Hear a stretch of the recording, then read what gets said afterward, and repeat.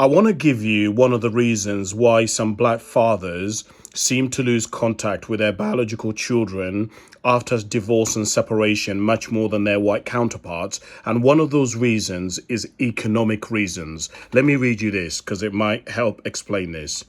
Black men in Britain are statistically more likely to face economic instability, higher unemployment, and lower pay.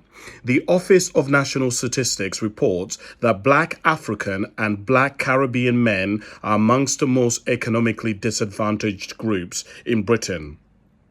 Financial strain can make maintaining contact with their children, for example, when it comes to traveling to see their children, paying court fees, paying, for example, to meet at a family center or something like that, paying child support, maintaining clothing and uniform difficult, especially if they're accused of not providing enough. So economic hardship then can thus morph into emotional distance, not from a lack of love, but from the exhaustion and the shame.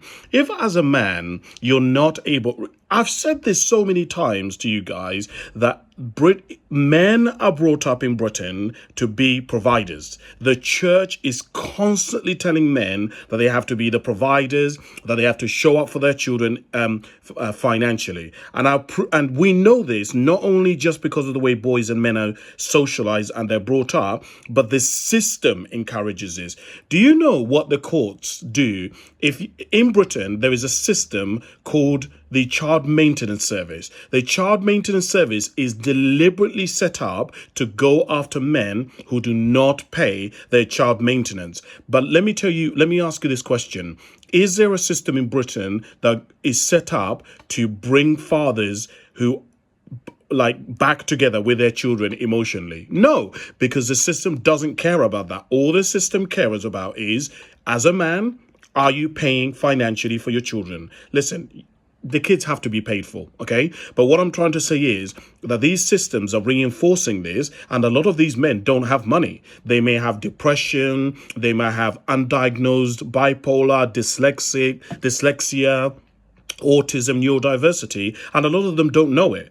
We know, for example, that half of the prison population, many of them are diagnosed, or they're diagnosed with loads of neurodiversity.